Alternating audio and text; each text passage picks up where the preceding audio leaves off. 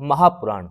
अभी तक हमने तृतीय स्कंद के 13वें अध्याय में जाना कि किस प्रकार पृथ्वी जब सागर समुद्र में डूब गई थी तब भगवान श्री हरि ने वराह अवतार लेकर उस पृथ्वी को समुद्र से क्षीर सागर से बाहर निकाला और हिरण्याक्ष दत्ते का वध किया। आज हम जानेंगे 14वां अध्याय दीति का गर्भधारण। श्री सुखदेव जी कहते हैं, राजन, प्रयोजनवश होकर बने श्री हरि की कथा को मैत्रेय जी के मुख से सुनकर श्री भक्ति व्रतधारी विदुर जी को पूर्ण तृप्ति न हुई। अतः उन्होंने हाथ जोड़कर फिर पूछा। विदुर जी ने कहा, मुनिवर, हमने यह बात आपके मुख से अभी सुनी है कि आदि दैत्य हिरण्याक्ष को भगवान यज्ञ मूर्ति ने ही मारा था। ब्राह्मण जिस समय भगवान लीला से ही अपनी दाढ़ों पर रखकर पृथ्वी को जल में से निकाल रहे थे, उसमें उनके दत्तेराज हिरण्याक्ष की मुठभेड़ किस कारण हुई? श्री मैत्रेय जी ने कहा, विदुर जी, तुम्हारा प्रश्न बड़ा सुंदर है, क्योंकि तुम श्री हरि के अवतार के विषय में पूछ रहे हो, जो मनुष्य के मृत्यु पास का छेदन करने वाली है। देखो, उतानपाद का पुत्र ध्रुव बालकपन में श्री नारद जी की सुनाई हुई श्री हरि कथा के प्रभाव से मृत्यु के सिर पर पैर रखकर भगवान के परम पद पर आरूढ़ हो गया था। पूर्व काल में एक बार इसी वराह भगवान और हिरण्याक्ष के युद्ध के विषय में देवताओं के प्रश्न करने पर देव श्री ब्रह्मा जी ने उन्हें यह इतिहास सुनाया था। उसी के परंपरा से मैंने सुना है। विदुर जी, एक बार दक्ष की पुत्री दीति ने पुत्र प्राप्ति की इच्छा से कामातुर होकर सायंकाल के समय ही अपने पति मरीचि नंदन कश्यप जी से प्रार्थना की। उसमें कश्यप जी खीर की आहुतियों द्वारा अग्नि जिन्हें भगवान यज्ञपति की आराधना कर सूर्यास्त का समय जान अग्निशाला में ध्यानस्थ होकर बैठे थे। दीति ने कहा, विद्वन, मत वाला हाथी जैसे केले के वृक्ष को मसल डालता है, उसी प्रकार ही है प्रसिद्ध धनुर्धर कामदेव मुझ अबला पर जोर जताकर आपके लिए मुझे बेचैन कर रहा है। अपनी पुत्रवती सोतों की सुख समृद्धि को देखकर मैं ईर्ष्या के आग से जली जाती हूँ। अतः आप मुझ पर कृपा कीजिए, आपका कल्याण हो। जिनके गर्भ से आप जैसा पति पुत्र रूप से उत्पन्न होता है, वे स्त्रियां और पतियों से सम्मानित समझ जाती हैं। उनका सुयश संसार में सर्वत्र फैल जाता है। हमारे पिता प्रजापति दक्ष का अपनी पुत्रियों पर बड़ा स्नेह था। एक बार उन्होंने हम सबको अलग अलग बुलाकर पूछा था कि तुम किसे अपना पति बनाना चाहती हो। वे अपनी संतान की सब प्रकार की चिंता रखते थे। अतः हमारा भाव जानकर उन्होंने उनमें से हम 13 पुत्रियों को, जो आपके गुण स्वभाव के अनुरूप थी, आपके साथ ब्याह दिया। अतः मंगल मूर्ते कमल नयने, आप मेरी इच्छा पूर्ण कीजिए, क्योंकि हे महत्तम, आप जैसे महापुरुषों के पास दीन जनों का आना निष्फल नहीं होता। विदुर जी, दीति काम देव के वेग से अत्यंत बेचैन और बेबस हो रही थी। उसने इस प्रकार बहुत सी बातें बनाते हुए दीन होकर कश्यप जी से प्रार्थना की। तब उन्होंने उसे सुमधुर वाणी से समझाते हुए कहा, भीरु, तुम्हारी इच्छा के अनुसार मैं अभी अभी तुम्हारा प्रिय अवश्य करूंगा। भला जिसके द्वारा अर्थ धर्म काम तीनों की सिद्धि होती है, अपनी ऐसी पत्नी की कामना कौन पूर्ण नहीं करेगा। जिस प्रकार जहाज पर चढ़कर मनुष्य महासागर को पार कर लेता है, उसी प्रकार गृहस्थ आश्रमी दूसरे आश्रमों का आश्रय देता हुआ अपने आश्रम द्वारा स्वयं भी दुख समुद्र के पार हो जाता है। मानिनी स्त्री को तो त्रिविध पुरुषार्थ की कामना वाले पुरुष का आधा अंग कहा गया है। उस पर अपनी गृहस्थी का भार डालकर पुरुष निश्चिंत होकर विचरता है। इंद्रिय रूप स्त्रु अन्य आश्रम वालों के लिए अत्यंत दुर्जय है, किंतु जिस प्रकार किले का स्वामी सुगमता से लूटने वाले स्त्रों को अपने अधीन कर लेता है, उसी प्रकार हम अपनी विवाहिता पत्नी का आश्रय लेकर इन इंद्रिय रूप स्त्रों को सहज ही जीत लेते हैं। गृहेश्वरी, तुम जैसी भार्या के उपकारों का बदला तो हम अथवा कोई भी गुणग्राही पुरुष अपनी सारी उम्र में अथवा जन्मांतर में पूर्ण रूप से नहीं चुका सकते, तो भी तुम्हारी इस संतान प्राप्ति की इच्छा को मैं यथाशक्ति अवश्य पूर्ण करूंगा। परंतु अभी तुम एक मुहूर्त इस संतान प्राप्ति की इच्छा को अभी तुम एक मुहूर्त ठहरो, जिससे लोग मेरी निंदा न करें। यह अत्यंत घोर समय राक्षस आदि घोर जीवों का है और देखने में बड़ा भयानक है। इसमें भगवान भूतनाथ के गण भूत प्रेत आदि घुमा करते हैं।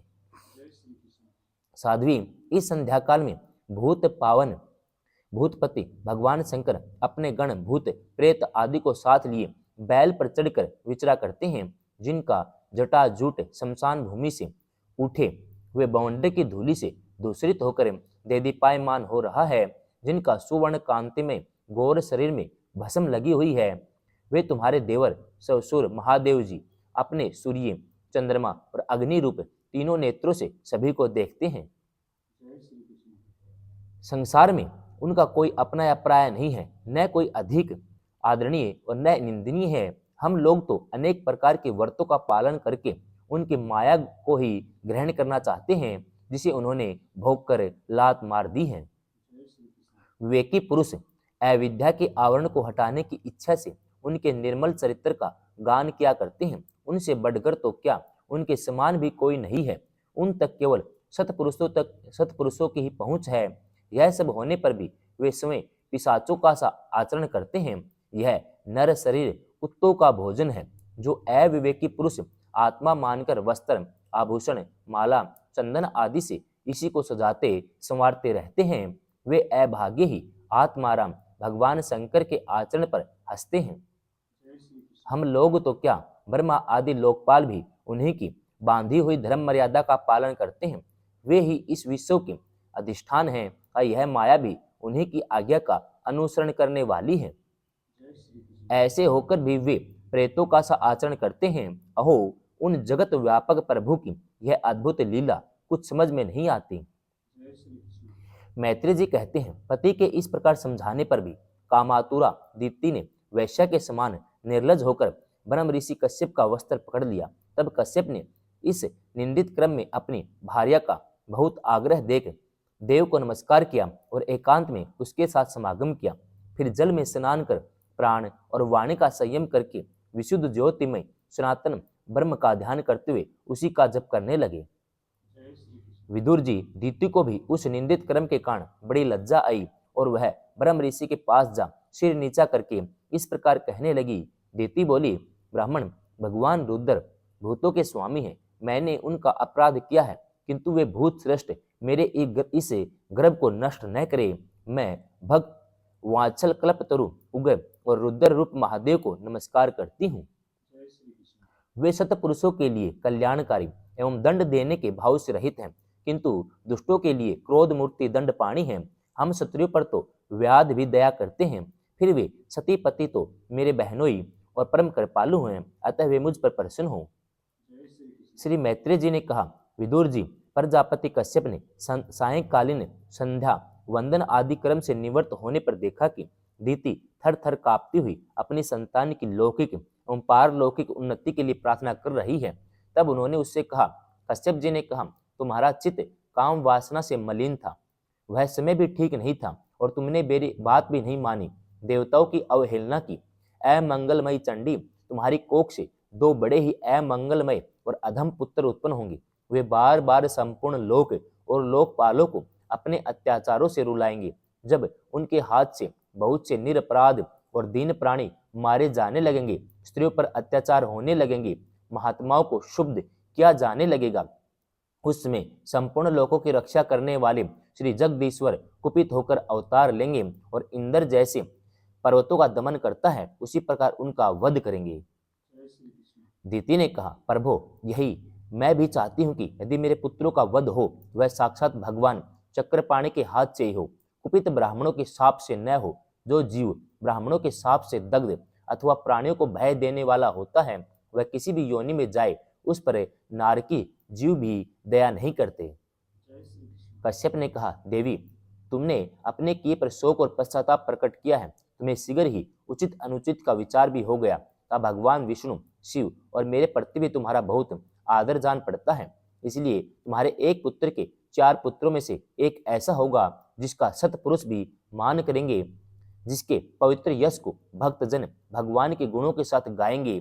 जिस प्रकार खोटे सोने को बार बार तपाकर शुद्ध किया जाता है, उसी प्रकार साधुजन उसके स्वभाव का अनुकरण करने के लिए निर्वैरता आदि उपायों से अपने अंतःकरण को शुद्ध करेंगे। जिनकी कृपा से उन्हीं का स्वरूप भूत यह जगत आनंदित होता है, वे समय प्रकाश भगवान भी उसकी अनन्य भक्ति से संतुष्ट हो जाएंगे। दीति, यह बालक बड़ा ही भगवत भक्त, उदार हृदय, प्रभावशाली और महान पुरुषों का पूज्य होगा।